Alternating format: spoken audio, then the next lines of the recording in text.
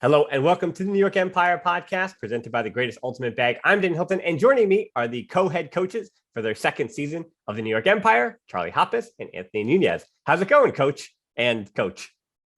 Hey Dan, how are you? We beat the curse, the one and done thing with the Empire head coaching position. We're back. We made it.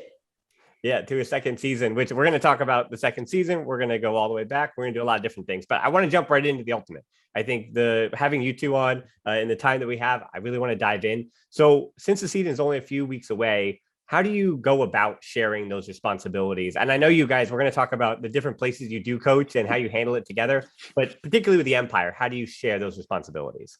Charlie? Well, coin flip, right, Nunez? Rock, paper, scissors. Nuñez and I have worked together for so many seasons across, so many different organizations and different settings. And, we just know sort of where the other person starts and ends. And I don't know, we don't have too much conflict, do we? No, I mean, most conflict we have is like, please don't eat that fried chicken off of the field when it's cold and been there for a day. But other than that, no, I don't think so. Yeah, it sounds like a simple solution. So as far as the brain trust or the greater leadership of the Empire this year, how has that synergy with you two worked with captains Jack, Jeff, and now new captain Ryan Holmes so far? And I would ask and add to that, what has Ryan Holmes added as a captain this season? Anthony? Yeah, so I think our dynamic is really great with the captains this year. Last year was a little bit of a learning of our personalities, their personalities, also getting used to our sense of humor, which Charlie and I both have different types of sense of humor, but also we play off of one another really well. The Ryan Holmes was already kind of a vocal leader on the team last year, and it was a seamless movement to have him come on in. He's a great leader. He's a very great ultimate mind on top of it. He brings some experience to the table that both Jack and Jeff didn't have, with the fact that he's also played on different elite club teams that both Jack and Jeff didn't play on as well. So it's really great, and it was an easy transition. Plus, I think Jeff believes the more UMass players you have in leadership, the smoother it's going to be for leadership to all just agree on things.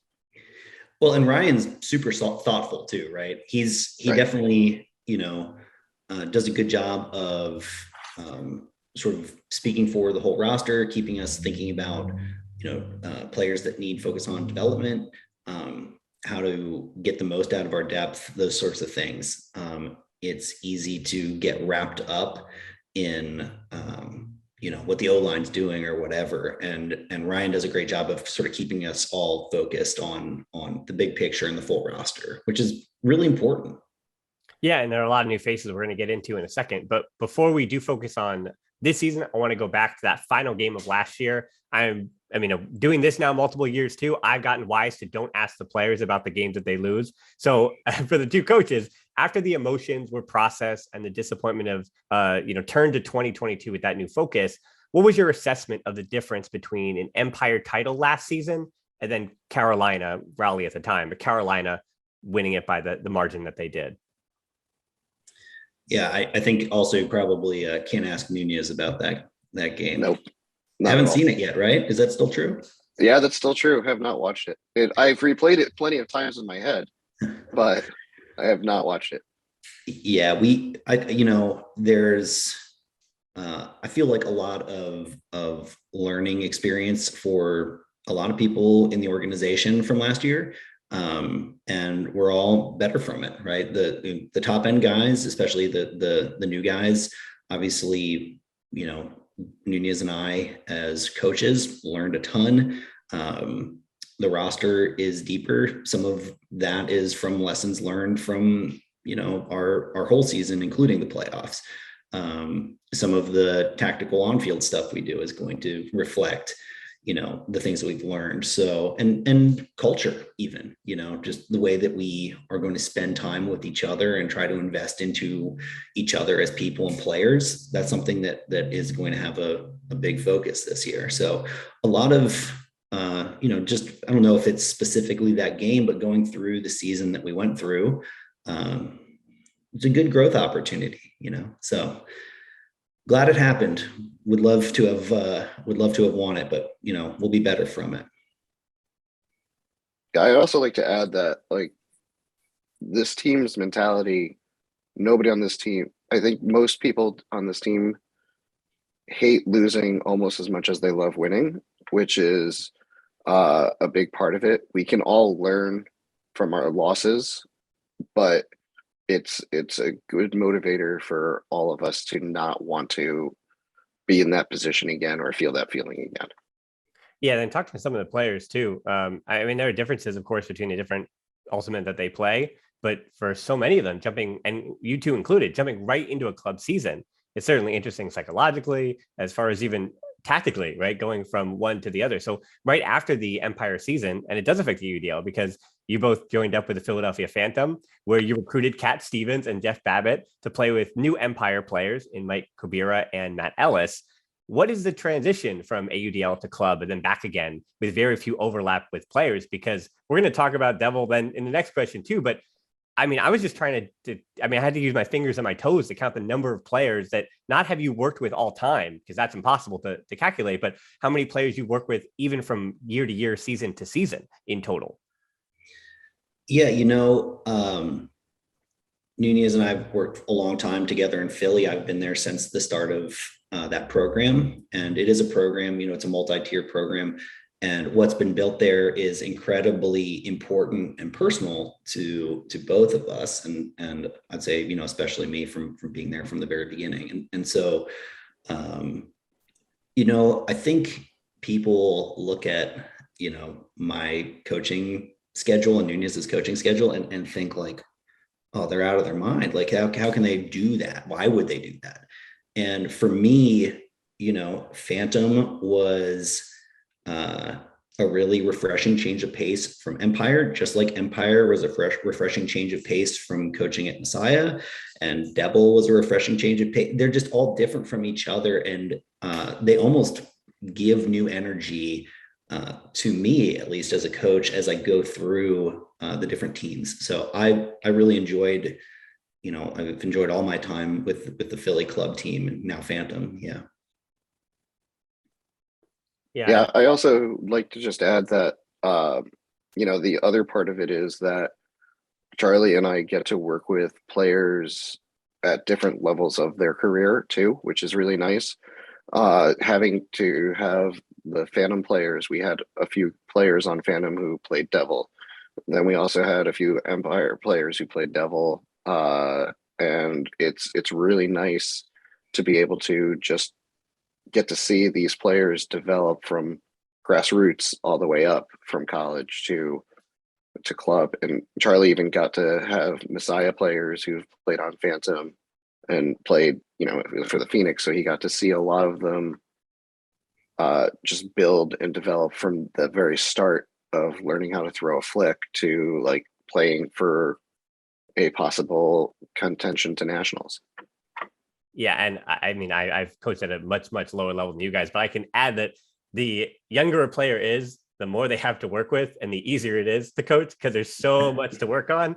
And I mean, the challenges of anybody trying to be like, hey, Jack Williams, this is what you know what I mean? There are always things for players to improve on, but the better they are, the slimmer the margins of what needs to be improved, what needs to be worked on individually, at least. For a young player, just say, hey, this is not an X to the nose. Here's what you need to do individually and what you need to work on for sure. And speaking of young players, so Anthony, there are a ton of DEVYL players on this Empire squad now. Scott Shu and Mark Lynn joining Matt Labar, Maddie Weintraub, Matt Ellis, Marquez Brownlee, and Chris McLaughlin. I think I got everybody, but apologies if I missed somebody.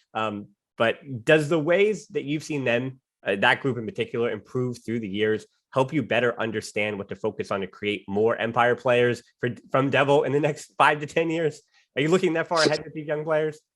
So I don't think I look at it that way, but I will tell you, I think I counted it was 7 of the 28 people that we have signed are former Devil players who I've seen grow.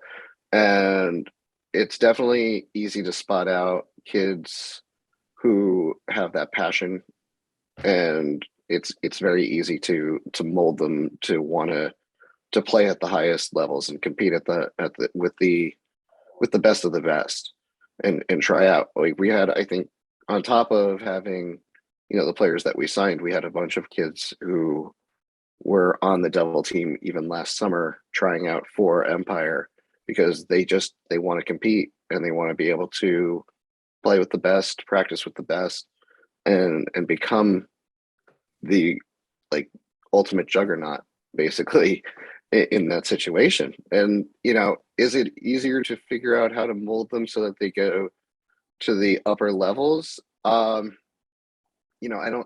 try not to think like that. I try to think of it to be more like, let's get them to really enjoy playing Ultimate first, and they'll find that passion as they move on into the next levels. And Nuñez has been for, like you said, truly countless people, like that initial spark of falling in love with the sport. And what he's done in the state of New Jersey is awe-inspiring. It's really wild. So the Devil is a huge part of that. Yeah, and I already named in that assortment of Devils players some new players to the Empire, or fresh faces.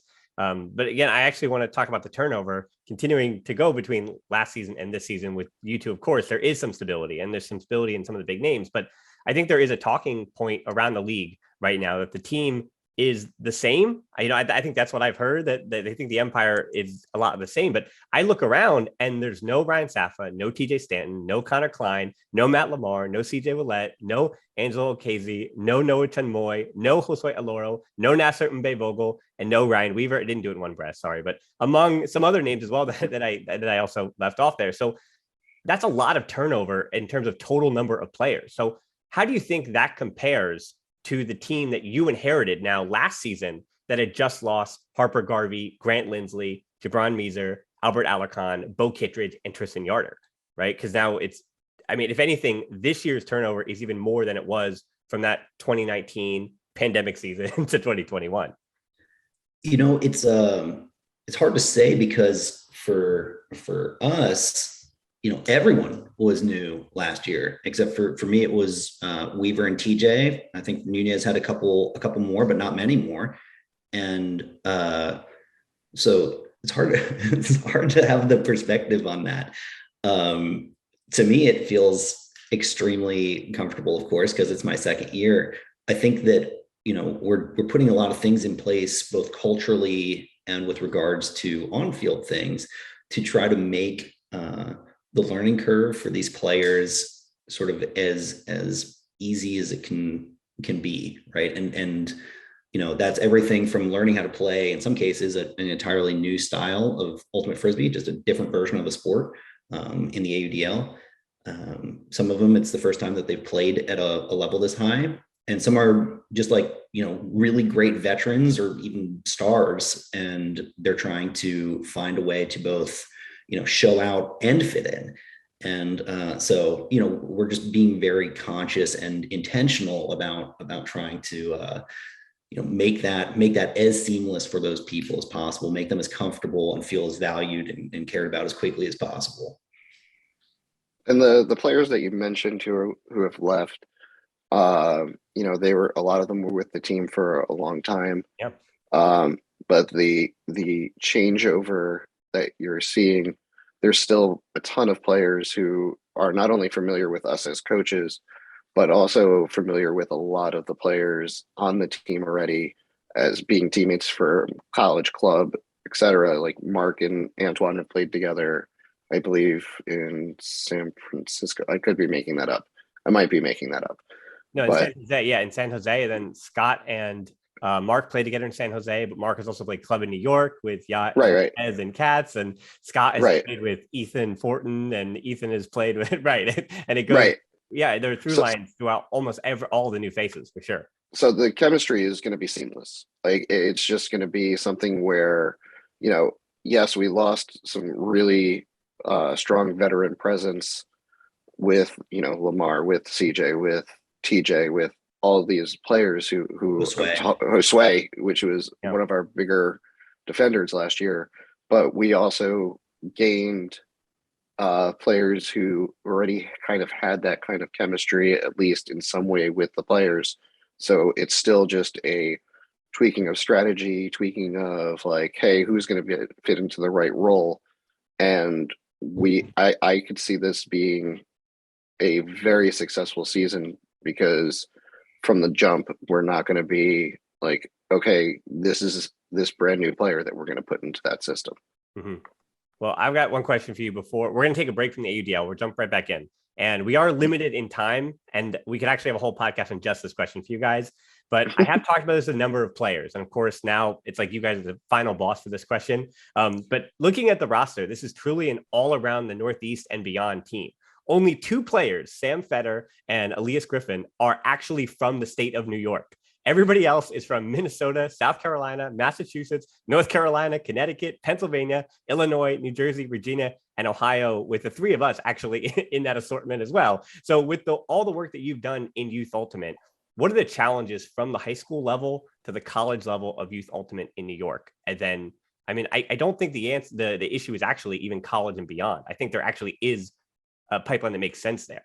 But we're talking high school level to college level. Then you can throw in the high level club or pro as well. Right. So, you know, one of the struggles is finding, you know, New York has a good base in the youth scene with Maddie Weintraub helping out and being a longtime coach for that area.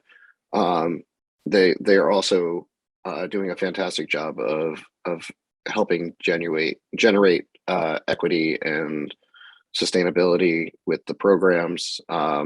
So that, you know, we had a bunch of kids trying out for DEVYL this year from the New York area because you know, they want to try something different. But when we talk to them, their whole thing is New York pride for sure. The difficulties that New York has, which is one, it's a major city that has very little field space, and it's really hard to manage that kind of a situation. The other part is that yes, there are colleges there, but it's not as many like state schools within the city. And you know, you going from teams which are juggernauts in the New York area, like Stuyvesant, or now it's Brooklyn Tech as well. Used to be Scarsdale. Those teams produce kids who are going to Harvard, going to Cornell, going to Stanford, going to Carleton. You name the Ivy League or the top level school, and they're going to it, and you know, it's taking them out of the state.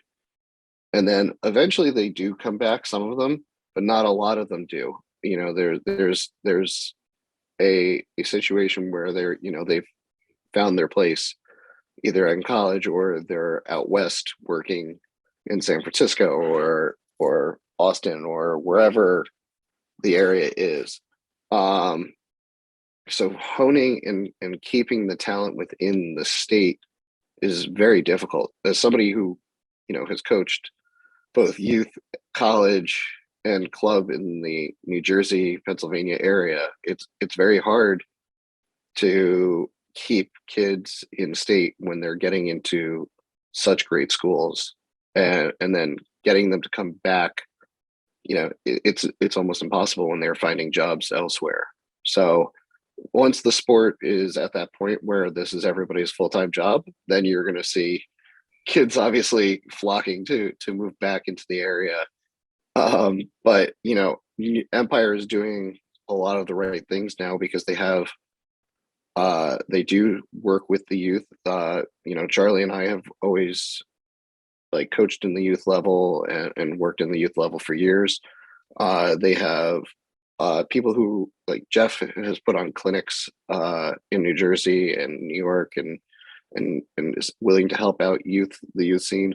Maddie, like I said, is helping out with the youth scene. So there's faces for the Empire that's going to help develop the state and also bring talent into the Empire scene. So, and I'm actually kind of excited because we're getting, I think, my first experience with a Connecticut youth player, with Bobby Elston playing on the team this year, because he's a young guy who started out by playing for the Connecticut youth club team, and now he's playing on Empire. So we're even getting Connecticut people involved too. Yeah, I think at 20, I think he's the youngest player on the team this season, if I'm not mistaken. Yeah, freshest face. Yeah, so to focus again, I guess, on the AUDL itself. So, Anthony, I really appreciate that answer. And again, Charlie, unfortunately, we don't have time for your take on it as well. But Charlie, you and I were talking about, you get a fun question though. So you and I were talking about how excited we were to geek out. And while I'd love to geek out about teams that the Empire won't see until championship weekend, like Portland, Colorado, Minnesota, Atlanta, Carolina, those are all rosters that I saw hit. And I mean, there's so many names that excite me there. But we have to talk about the DC Breeze. Alan Kolek, Christian Boxley, David Cranston, Tyler Monroe, Delrico Johnson. Having covered DC from the early days of the DC Breeze, I mean, they're still the Breeze, but the DC Current and MOU those days, this version of the Breeze has, I mean, I don't think I'm going on a limb and saying it has a strong argument for the greatest collection of men's talent from the DC area in the last 15 to 20 years, maybe ever, as just a collection of talent. What was that first conversation you had with each other, actually, after you saw all those names drop? Because I know, like, for me, again, it's that thing where, oh man, Alan Cole's back in the AUDL. It's so exciting. And then, oh wait a second, that somebody's got to win the East Division. You're going to get me in trouble. I've been ruthlessly heckled by the rest of the leadership group for my, I mean, just aggressive fanboying of, in particular, Alan Kolek, who is my favorite all-time Ultimate player. And I've got a chance to coach against him before, but I'm like geeked out that I get to coach out against Alan Kolek again. He is a fantastic player still, you know, and certainly, you know, in his prime, he was, you know, right at the very top of the sport. And, you know, a lot of the guys that they brought back, I think you said it, you know, they've built a like who's who of DC Breeze history. And they've, you know, put them all on the roster. And yeah, I mean, you know, Delrico Johnson, that's somebody that I've known since we were in college together. So he's been, yeah, there's just a lot of really, really good talent on that team. And I don't know, that's exciting. Like if you don't, you know, want to line up and play against the best teams and the best competition that there can be, you probably shouldn't, you know, be in this level of the sport. So I am thrilled and very excited to see all the Breeze signings. I'm going to try not to high five anybody on our sideline. The first sick thing that Alan Kolek does against us, I don't think that's, people are going to be very receptive to that. But inwardly, I'm going to be pretty pumped. He's going to run out and chest bump Alan Kolek right away. But also, I want to point out that he said, you know, the history of DC, aka he's calling them all old. You can hear that right in his voice. No, he's saying they're antiques. I get it. It's fine, Charlie. You can admit it. It's fine. No. Well, it's certainly a question for DC because even with Rowan, you felt like it was a change in the guard last year with Johnny Malks and I mean, and the Norman brothers aren't the oldest, you know, they're still kind of, I guess you could call it up and coming when looking at that team. Same thing with Richards, and then losing Joe Merrill, who was, I guess to say, one of their big young stars last year. Well, they just have such a good blend now of all that young talent that they brought along, you know, during the pandemic year and then into 2021. And then some of the best players in their franchise's history. Like, it's a fantastic blend of talent for them. It's going to be very exciting to compete against them. I'm looking forward to it. Yeah, I mean, I was really looking at like their all-time roster, and then and Tyler Girolamo was probably the only name that I was like, okay, that was the number one option. That was the guy on a Breeze team of the past that isn't back, that didn't jump in. There are formerly great players that aren't there, but yeah, I mean, how deep can a team possibly be? For sure, as far as building that. So real quick though, a little more fun, just one quick one would be, as far as Portland, Colorado, some of those new faces and other names moving around the league, give me 3 names if you want. I'm giving you time, right? I'll set you up for this, but you can even give me 1 to 3 names of players that you're just excited to see ball out in the AUDL this season that you won't have to worry about in your own division. Charlie, you probably have at least 10 of these. I've one. Do you know who it is, Nuñez? Isn't it Alan Kolek? Didn't you just say it? No. Of the new teams. Of the new teams. I don't know who it is. I mean, I'd like a guess too. Did he already I know who mine is. Okay. But I don't know who yours is. Did he already play? I know who yours is too. Go ahead, Dan. Go ahead. Did he already play a preseason game? No. That was okay. So it's not Lando Marks, because that is my pick for the player that I'm most excited to see in the AUDL. But yeah, Charlie, let's That's a good pick. My certainly. Oh wait, I do know who it is. Certainly, my highest is Alex Atkins, who is to Colorado, of course, Mama Bird, yeah, and former patrol icon, you know, and big presence. That family's a big presence in the Philly community. But Alex is, first off, an awesome player, a really fun teammate. Works really hard, is just going to make plays at that level, and it's going to be very exciting. But way more fun is he loves being the villain if he is cast in that light.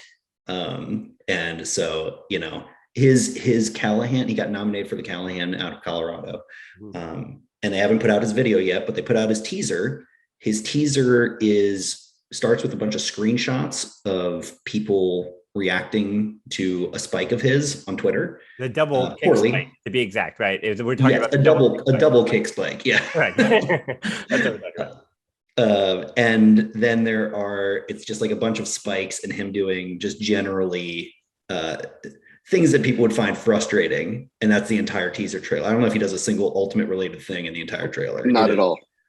Wonderful. People like that are great for the sport, and he's a great player, and he's a really good dude. So I'm excited for him.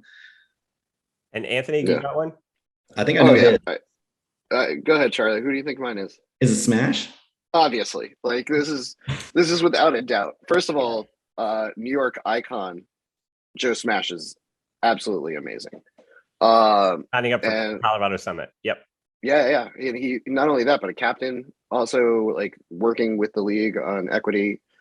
Great person. My nephew's favorite Ultimate player of all time is Joe Smash, because of our time with Rumble together. He was on the team for years. I met Joe in 2004 when he was playing for Beacon High School. 2004 was his senior year. I met him in 2002. At Beacon High School with his coach Chris Lehman, telling me this is the guy who you're going to hear about for years and years and years. And I definitely have been hearing about him for years and years and years, sometimes from Joe himself. But he's one of the most exciting people to have on your team, to have in the sport. He's a person who worked in early childhood education and is going out there and playing some of the hard-nosed defense I've ever seen from a person. And he's also one of my favorite people that I've seen interviewed. There's one clip where it's pouring rain, and the person said, "So do you think that Boston has this game wrapped up?" And he goes, "Not today." And then he just walks away. No other lines, nothing else. He also has his hashtag Smash Stats, which means how many times did they throw in the vicinity of Smash? And a lot of times it's 0 because he's got his guy on lock and he can't get the D, he can't get the block, but he's in that area, so you know that he's not the disc isn't going towards him. Joe is the best, absolutely the best. So looking at rosters around the league, it seems like the teams that love that verticality of the field, like the Empire, Atlanta, Ottawa, Montreal. Again, I'm not minimizing what you're doing, but as far as just, using that verticality. When you have threats like Ben Yacht, of course, you're going to use the verticality of the field, as opposed to teams that use a lot of handler motion like DC or Carolina. Do you think that the contrasting styles that we're seeing between different teams will continue to separate this year? And I know I'm like asking very specific about nuance, but another way of asking it for the basketball fans out there is, I think there was a stretch there during the Golden State Warriors' best run of teams that they just started to look very similar, where once everybody found out that threes are worth more than twos, you just saw the whole league jacking up more threes and threes and threes. And now this season in the NBA, and a little bit last season, it's a bit of, you're seeing different styles kind of come to the forefront again. So I guess that's the question with the AUDL as a whole. Are we adding into redundancy, or are we working our way out of redundancy? As coaches, like, I guess you guys could weigh in. You know, I think that that's a thing that happens in every sport, in every like version of the sport too, right?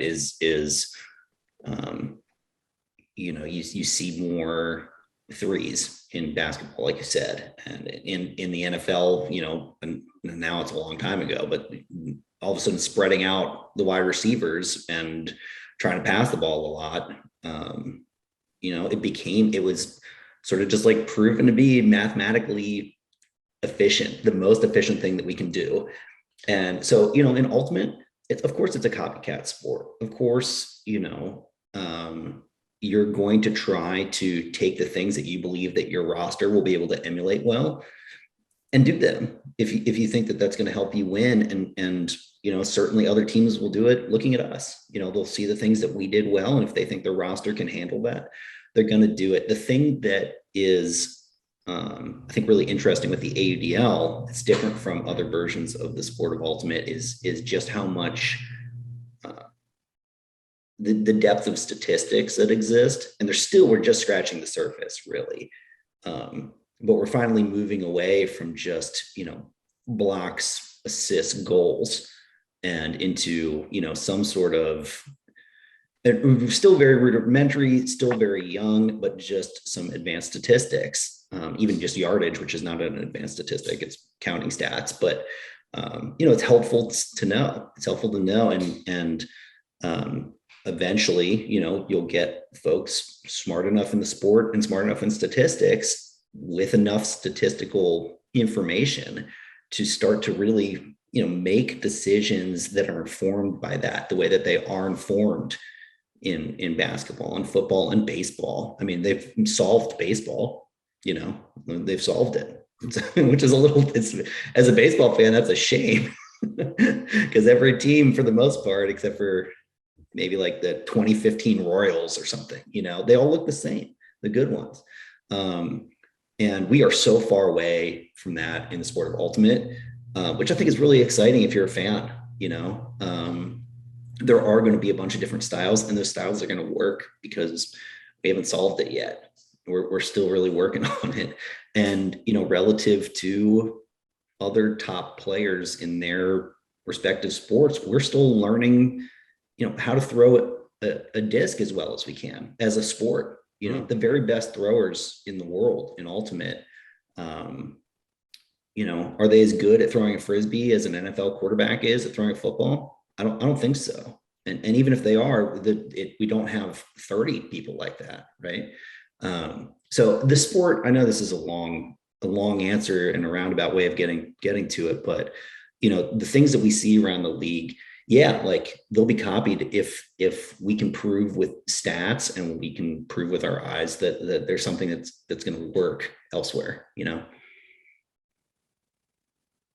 Yeah, I mean, certainly, and talking about personnel, like for Carolina, not every team can replicate Matkuch Johannes and Sol Yamek. And for the Empire, not every team can replicate Ryan Osgar, Jack Williams, and Ben Yacht downfield. I mean, so you are talking about the personnel you have at your disposal as well, and the coaches and the teams that are able to maximize what their great players do well and also raise the ceiling on what the rest of their depth of their roster looks like, or the ones that wind up winning at the end of the day. But yeah, I mean, looking at that schedule too, do you like the one on paper hardest game of the season being the very first one? Because yeah, we're talking about different styles and stuff, but right in the beginning, we were talking about DC before. It's DC opened at New York, and now it's New York opening at DC. And I mean, that's a big one. Maybe again, arguably the hardest one of the season, being the first one, Anthony.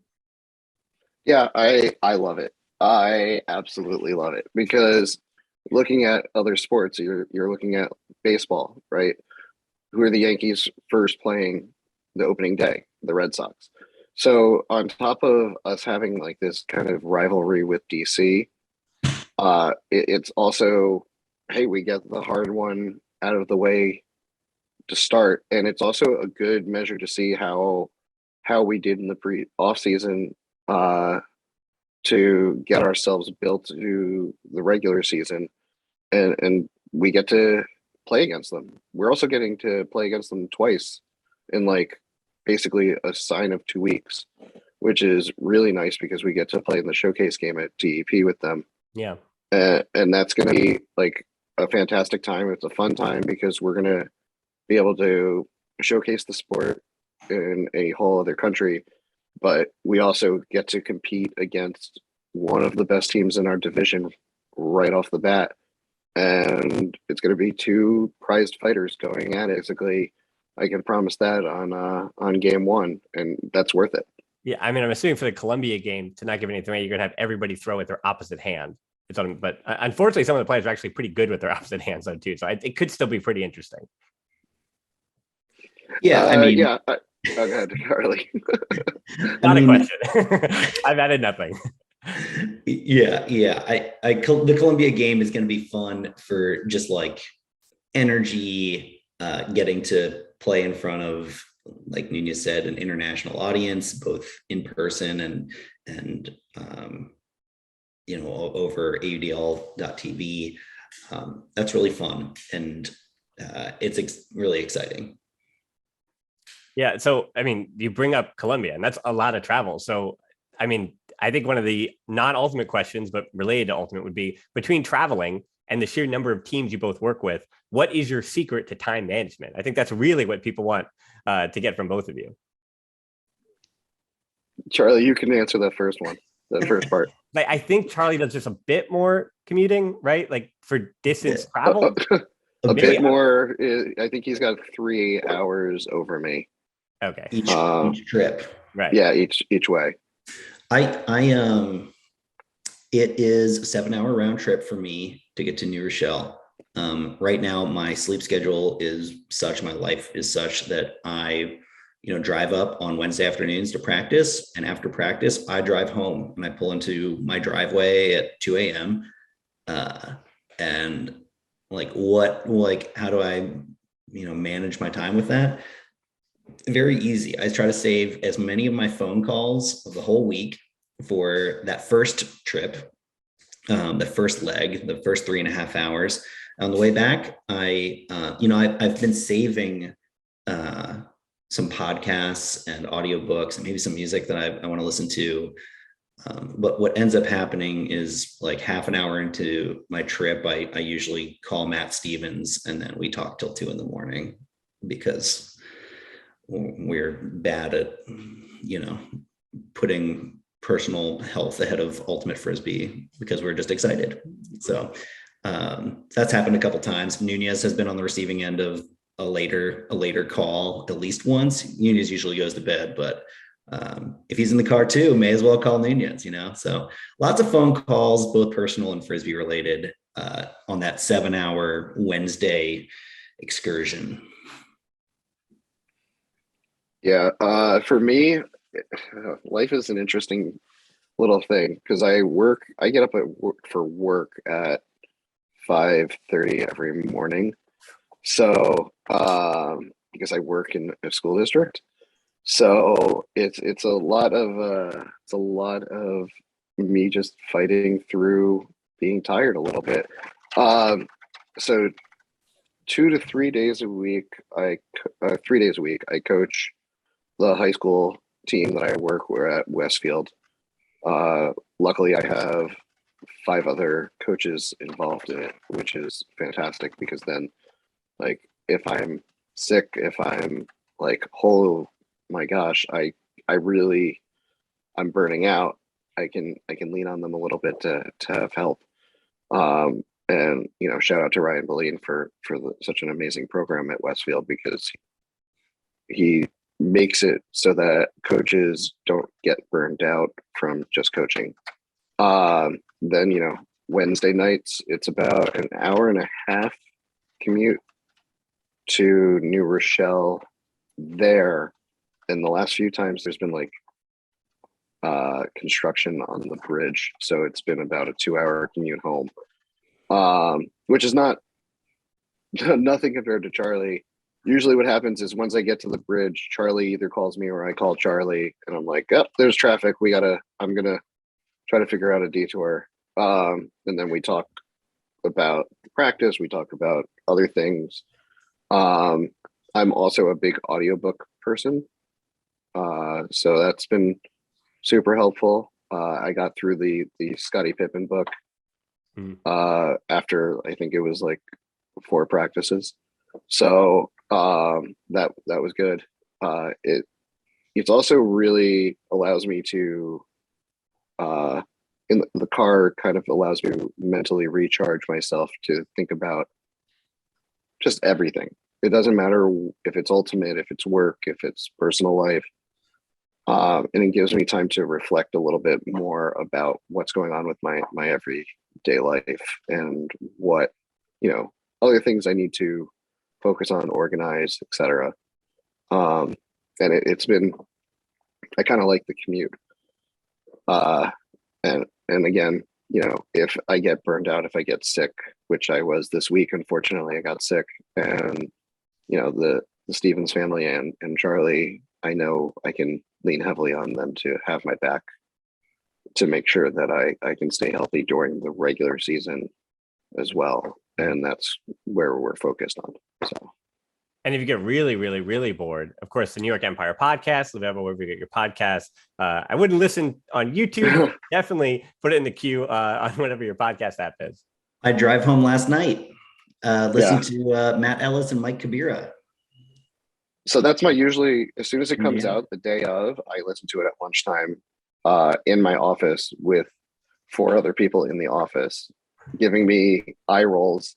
And then finally one of them started kind of listening and they're like, what is this for? Is this like a professional person like interviewing you guys and like your players? So I responded, yes, he is. We're getting a lot of meta here, Anthony. So I got to be progressively keep us back on track. So you are, and we'll wrap this up with a little bit of your other sports stuff that you guys have going on. Anthony, you already mentioned you're a big Yankees fan. Charlie is a big Orioles fan. Now, Charlie, I'm leading you here a little bit with the answer, but why is it better to root for a team that always breaks your heart? Also, you're LA Clippers. I think it's actually the crazy one, but gives you moments. You get the moments over being the team with the massive expectations and the history. And when falling short, you're supposed to be there, but it's been a while since the Yankees went to the top.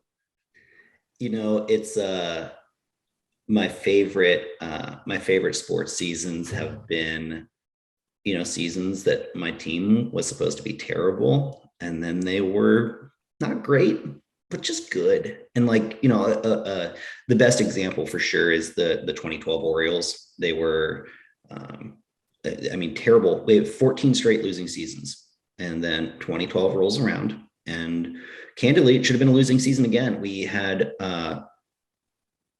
positive run differential over the course of the whole season was like 12 or something. It was like 11. We scored 11 more runs over the course of the season than we gave up the whole year. And but somehow we just won a million 1-run games and a bunch of extra inning games, and it was incredibly exciting. And they hadn't been good since I was 10, literally since I was 10, when I was 24.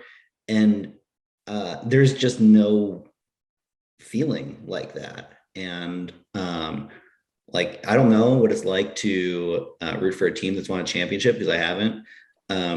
But I can't imagine it feeling much better than 14 years of pain and disappointment and frustration and eye rolls. And then all of a sudden this magical thing happens. That's, beyond explanation. And that sports are great that way. They're the narratives that come out of sports are better than anything we could make up. And that's why I love stories. I love television. I know we talked about this before, but the stories that come out of sports beat everything. Well, finally, Charlie and Anthony, for both of you, what are your recommendations for TV and film. Again, I know you guys do a lot of audio, a lot of commuting, but I mean, I also had another question here too. I want to know if you guys have an answer on who would play you in a feature film about the New York Empire's upcoming season. I'll throw that one at you, but for first, you could just do recommendations. If you got anything, keep it simple. But if you want to answer the hard one, be my guest. Oh, I mean, George Clooney would play me. So that's an easy right. Answer. Yeah, I mean, Carrie Elwes from The Princess Bride would probably play me. Both the younger version of me when Carrie Elwes was younger and also the older version of Carrie Elwes. It's kind of scary how similar we look. You know, and for recommendations, have you watched Succession, Dan? I don't watch anything that's like more than an hour. I'll walk by while my wife is watching Bridgerton or watching Succession. Actually, my wife, basically, my answer is whatever you're going to say, my wife watched it and I heard it in the background while I was working on my computer. So that's just what I am. Okay.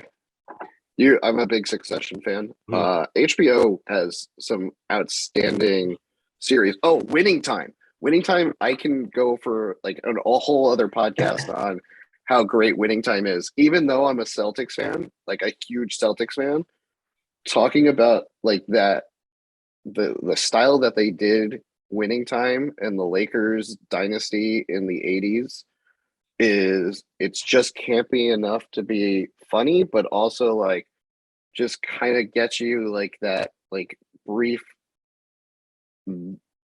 skewed version of history of the Lakers dynasty. Like it's a very well put together TV show. Charlie, I don't know if you've seen it yet or not. It's like the chef's kiss. It's perfect. It's certainly extremely high on my list. I usually wait for a couple episodes of a new show to come out so I can like mini binge and like sort of catch up halfway through the season and then roll with it, even if it's sort of culturally relevant, like Winning Time is. Well, I have heard about Winning Time that Jerry West gets a very similar to Ben Yacht on Ultimate Reddit. A bit of unfair characterization where what's being said there isn't necessarily what's true of Jerry West. And again, I think Ben Yacht has a similar reputation on Ultimate Reddit, a place that I don't like to go very often for certain reasons. But yeah, Charlie, you have any recommendations? I do. I'll limit myself to two. One animated, because I do love my animated shows.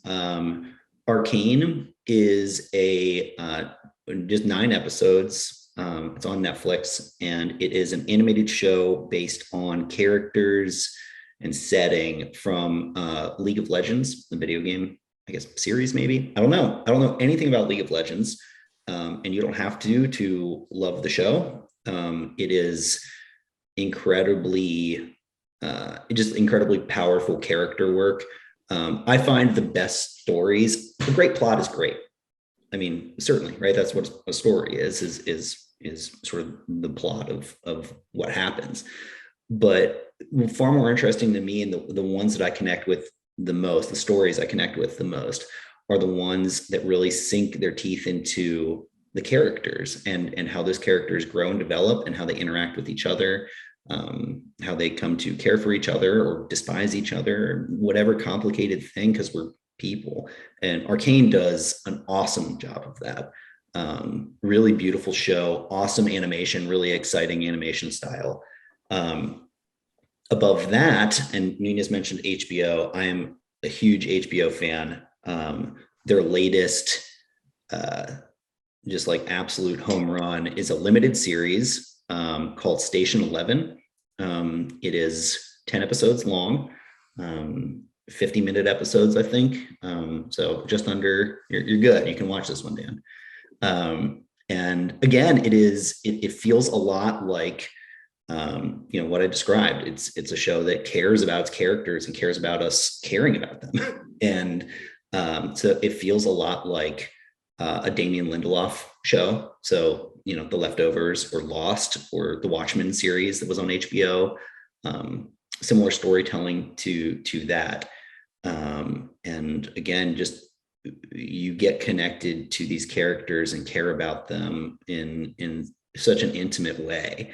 And again, for me, that's better than any great plot, right? Is seeing that narrative, the narrative playing out of those people. So Station 11 or Kane, those are way up there for me right now. Well, people are going to go home. Those that are still listening are going to go home with some good recommendations or wherever they're listening to this. But for Charlie, Anthony, we've got one more show, or I'm planning one more show before the season begins. So whenever you have this in your ears or on your eyeballs on YouTube, we have one more show prepared that with a non-Empire related person. So that'll be a good one. But until we have that one out, I hope you enjoyed what we had with Anthony and Charlie. I certainly did. Always enjoy the conversation with you too, of course. Thanks so much for having us. This was fun. Yeah. Sorry for talking too much. Yeah, it's exactly. I think we banter too much, Charlie. I don't think it's called talking too much. I think it's called content. So thanks so much for the content from the two co-head coaches of the New York Empire. Thanks to the listeners. This wraps up another edition of the show from the entire New York Empire family. We'll talk to you soon.